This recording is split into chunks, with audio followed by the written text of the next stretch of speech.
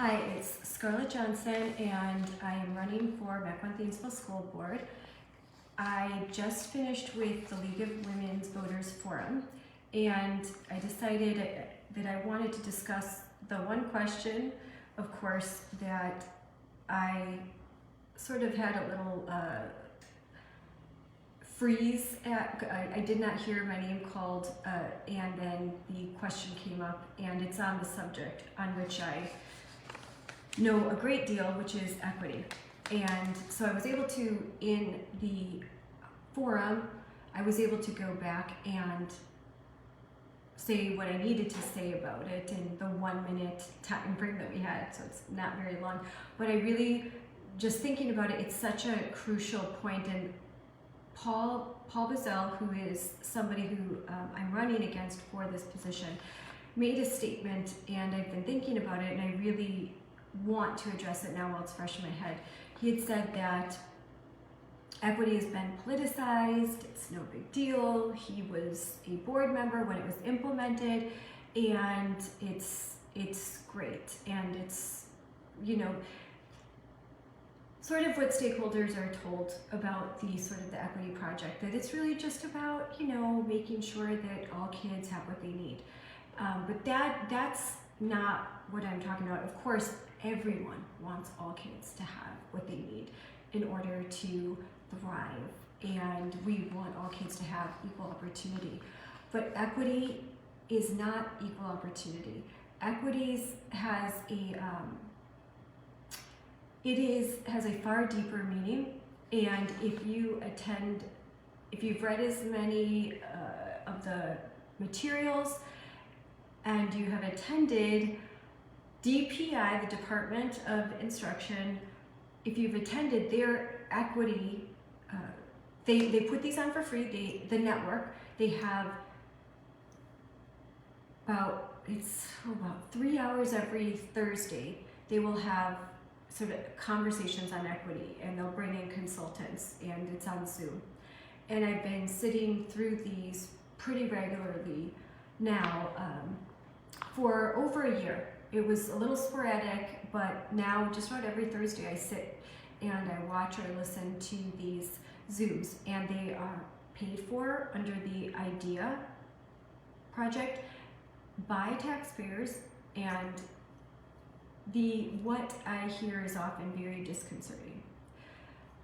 I do want to talk more about that, and I keep saying that I will, but it'll take some time because I want to piece it all together and provide some insight to those of you who don't spend about 8 hours a day working on school board related issues and issues in education and topics and everything that is behind the scenes and what's going on with curriculum and all of that. So here's what I had to say. When the average person ponders the term equity, they think equal opportunity.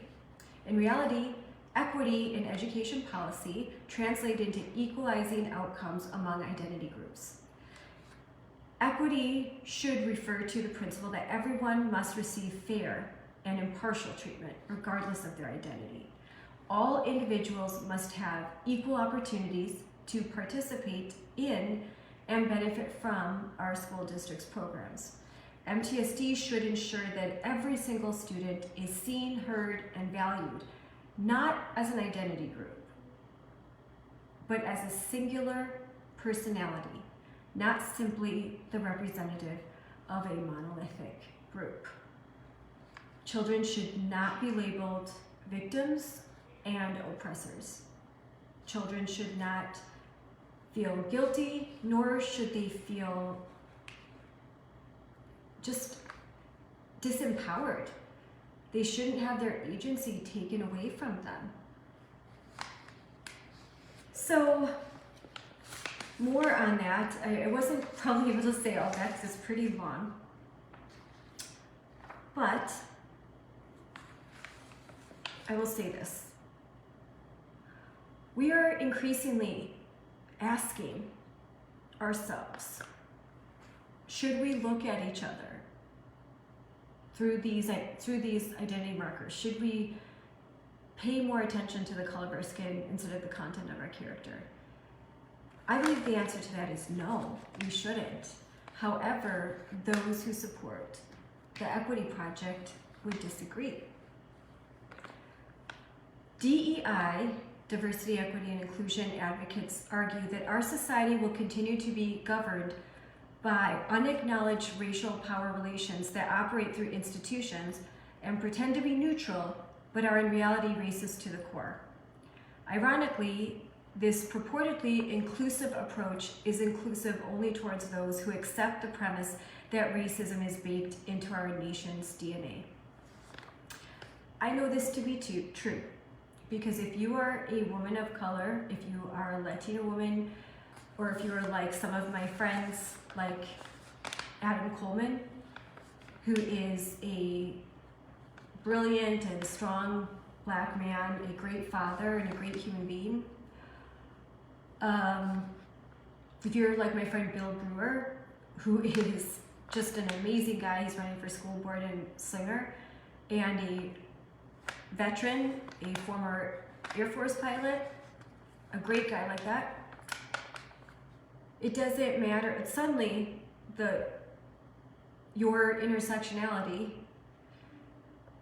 isn't important anymore. And you're able to be attacked ferociously by other white folks who no longer have to be inclusive or care about diversity because you disagree with them. So now you're, I guess, an enemy. And I think that's what this type of thinking does. It puts us into tribes. It dehumanizes us. We stop looking at each other like human beings and people that are fellow travelers on this journey of life. That's just not good. It's not healthy. And I think that there's a better way. A little bit more. I keep hearing a particular progressive worldview that this country is irredeemably racist, and that values like rational thought, hard work, and individualism are rooted in white culture. So they're bad. Rational thought, hard work, and individualism. How dare anyone suggest that those qualities are exclusively white or that they are rooted in white supremacy? That I'm not capable of such things? That my friends aren't? That my parents aren't? Frankly, that's racist, and it's wrong. And it's okay to stand up and object to it. In fact, if you are not, that's what I think is wrong. A pro-human effort to transcend race requires acknowledging and respecting diverse perspectives, both within and across all racial categories.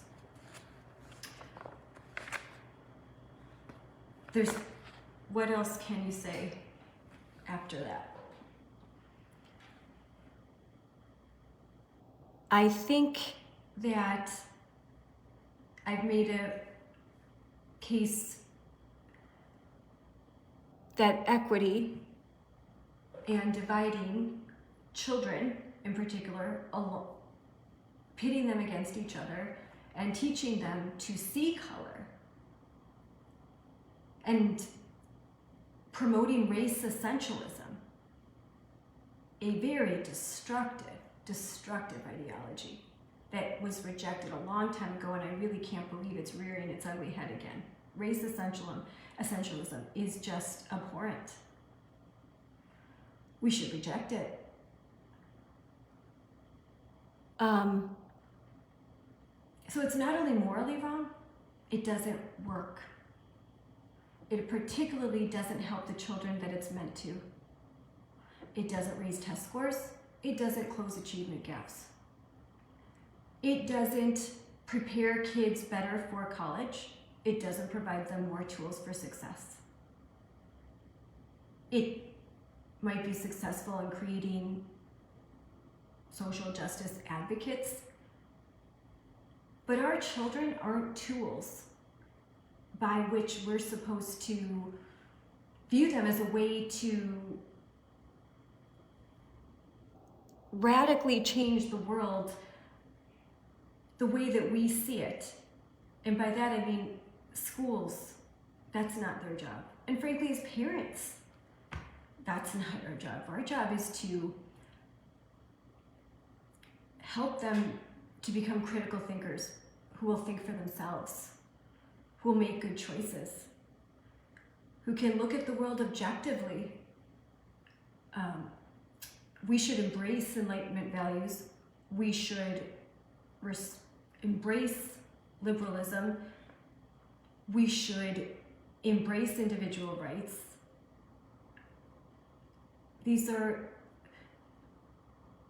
When Martin Luther King Jr. wrote a letter to Birmingham jail, I think it's one of the most beautiful documents ever written. And it's rooted in all the concepts I just said. As Frederick Douglass did before him, Martin Luther King Jr. said, look at this Declaration of Independence. Look at this Constitution. A promise was made, and that promise needs to be kept. I tremble because God is just, and his justice will not sleep forever. Because injustice anywhere is injustice everywhere.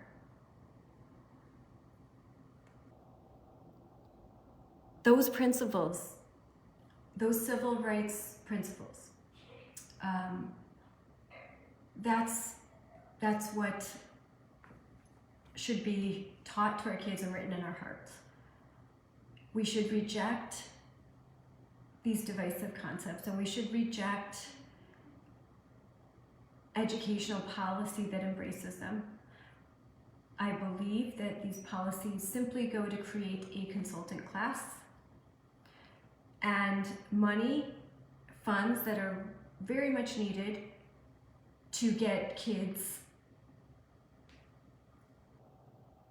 back to the basics so the kids can read at grade level, be able to do math at grade level, and then after we recover from we meet after 2 years of the pandemic, once we start to really prove that, yeah, we've achieved that academic recovery, now let's go even further.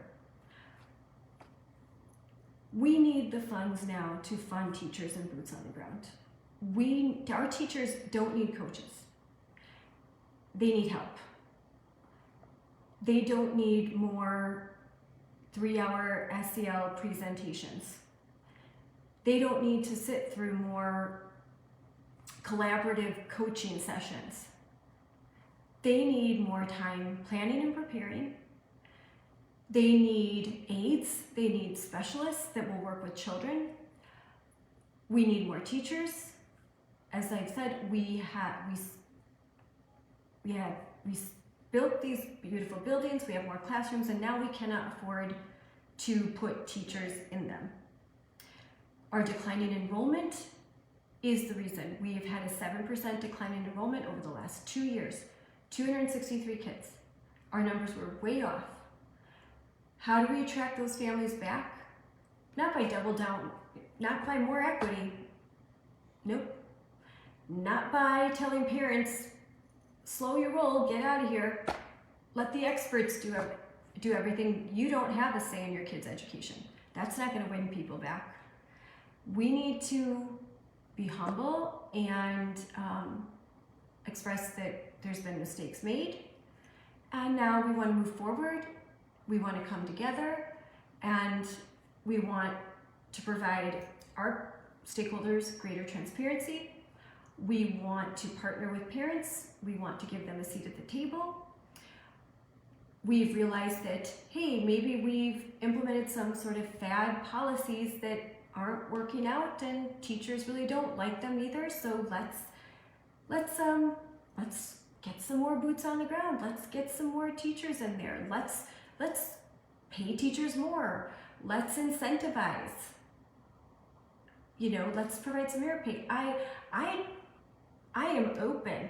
And if I was on the board, let's have conversations. Let's bring in some experts. Let's look this over. Let's decide what's working, what isn't. And the first conversations are a lot of conversations, I think, with educators and former educators as well, and really just figure this out. And because if we don't, I don't think a lot of stakeholders realize that there will be a need for another referendum. There'll be increased taxes. As we lose kids, we lose funding. And you gotta get the funding from somewhere, so it's going to come from your taxes. That's just the way it is. So it's in everyone's best interest, ultimately for the students, but everyone has a vested interest in kind of righting this ship. And I think there's an opportunity for diversity of thought. There's opportunity to put someone on the board that will ask tough questions. And there's an opportunity to put a guy and his brother-in-law who will just more of the same. There'll be nothing different. And, I don't think that would be good. I don't think that would be good I don't think it would be in the best interest. We already have that. Why not try something new? Why not put some moms on? Moms with the intelligence, the education, the passion, the drive, who have school-age children, who care, who have skin in the game, okay? We have something to lose. We want this district to succeed. We need it to succeed. Don't you think it's time that we maybe have some change? I'm not going to be a bull in the china shop. I'm a Puerto Rican woman, raised by a Marine, so I'm tough. And I'm going to do what I think is right. But I'm a mom, and I'm compassionate and caring, and I just care too much about kids to let them down. Their needs will come first. And I'll do what I think is right for children, but I will always consider what the community wants. And I think it's a whole different approach, and I'm not afraid to be accessible. I'm not afraid to talk to different people. I'm very comfortable with myself. I can sit down and talk to anybody. I enjoy being challenged, because if I'm being challenged, if one of my thoughts, one of my ideas, one of my beliefs are being challenged, and I discover that I am wrong, I want to course correct, because I want to have a happy, successful life. I don't want to dig in my heels, even when I know I'm wrong about something, and just refusing to accept that when all the evidence is in front of me, when all the decline is right there, when all the numbers, and to still just cheerlead, no, don't change a thing. Come on, I mean, I've talked to moms, and I've talked to dads. We think about a lot of things differently, but one thing we agree on, or many things we agree on, change is good, it's good. Otherwise, the iPhone I'm on, why ever upgrade it?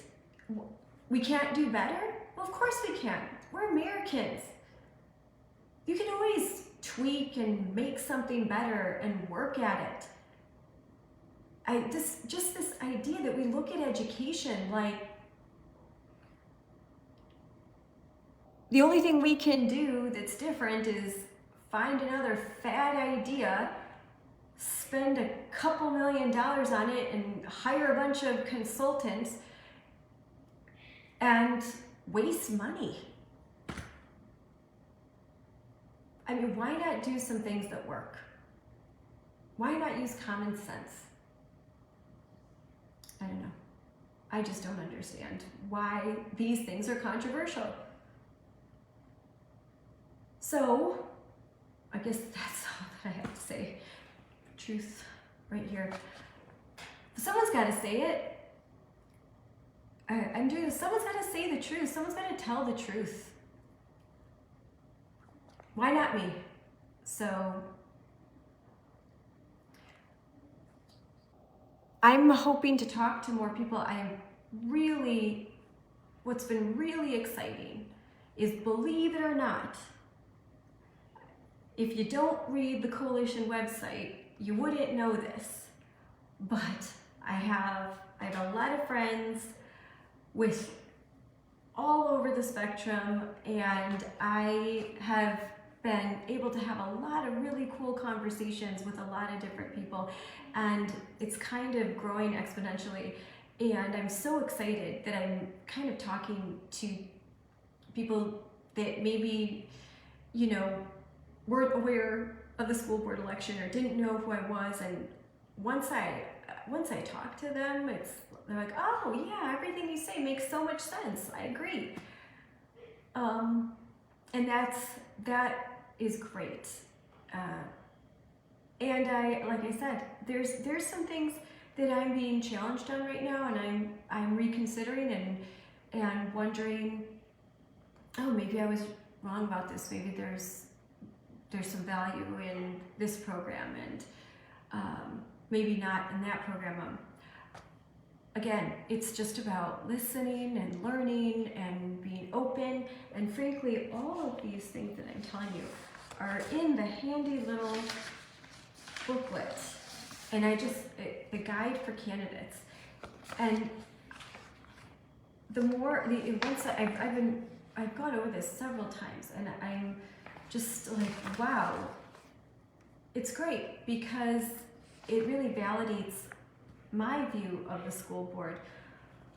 And one thing that I'm always finding something different, but I really want to inform anyone who's listening and voters, and whether you're in my district or if you're in another district, hey, this is for the state of Wisconsin, okay?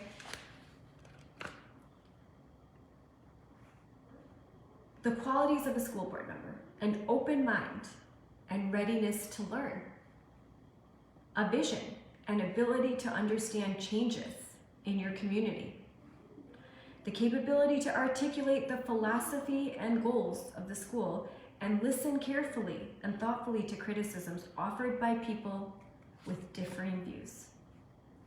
Wouldn't it be great if this is how your school board ran? Wouldn't it be amazing if people with different views were treated with respect? And not just sort of a quiet, tacit, you speak for 3 minutes and go, and then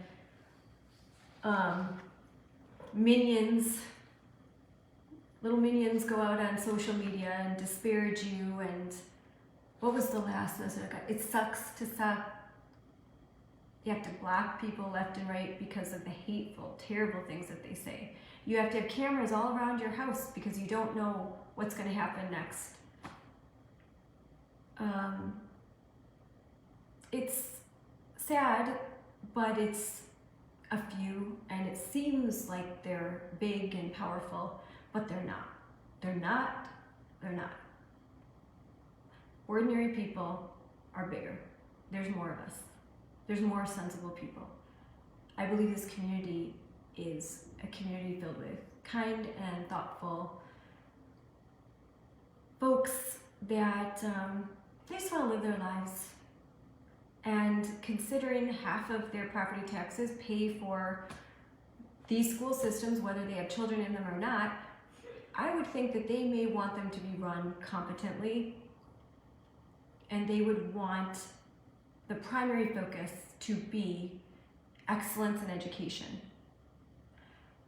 and they would want a board to hold the district accountable and to ensure that properly educating our students and providing them the very best is what we do. So, and again, I don't want to.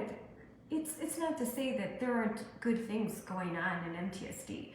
We've had improvements in our math scores. You know, I don't want to be doom and gloom. Everything's terrible. It's not. It's not. We've got great educators who love our kids. We do.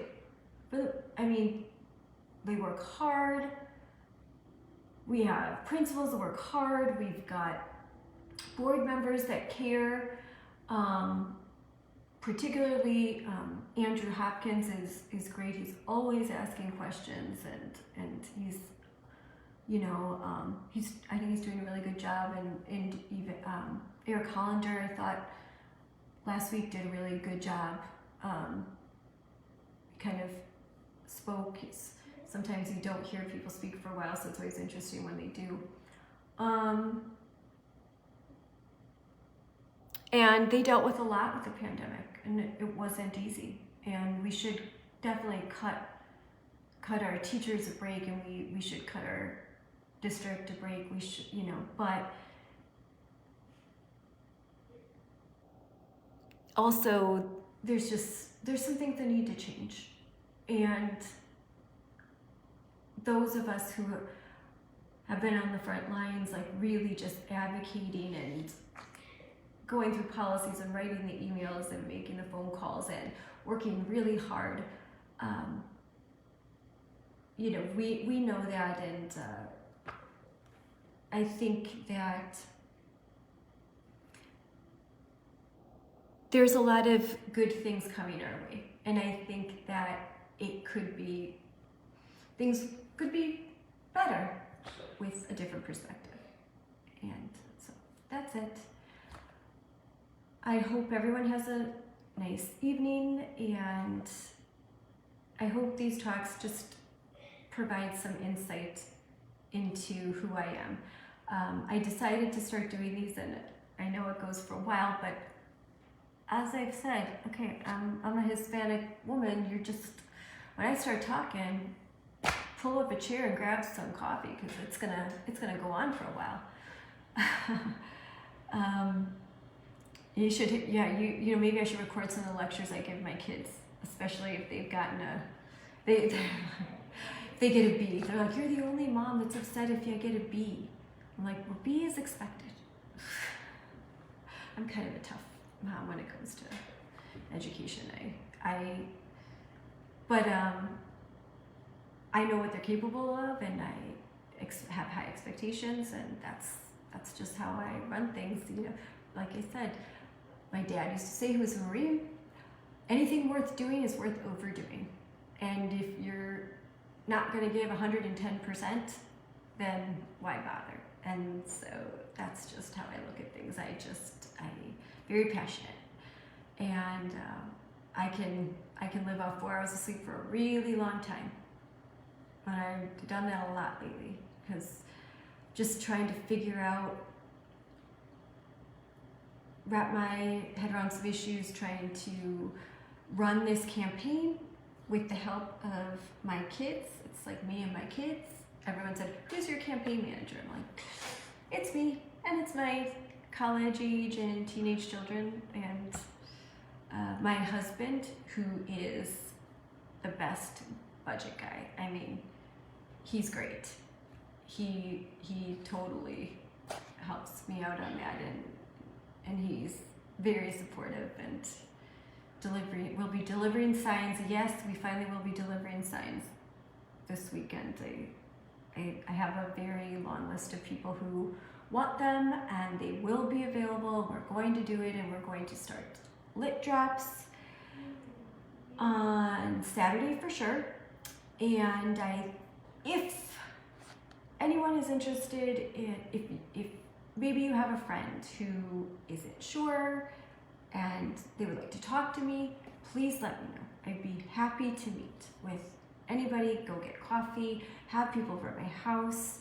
There's some construction going on, but who cares? I'm willing to talk. I'm willing to talk to anybody and just let them know about what I care about. My Back to Basics platform that's committed to transparency and dialogue, most of all.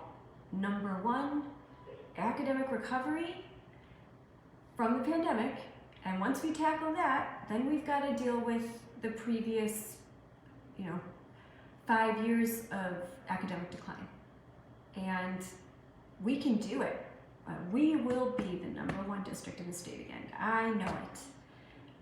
Totally know it. Because I know the people of this district, and we've got great kids, great educators, great parents, and now we've just got to get a board that reflects our sensibilities. And that's it. So thank you, everyone. Have a good night.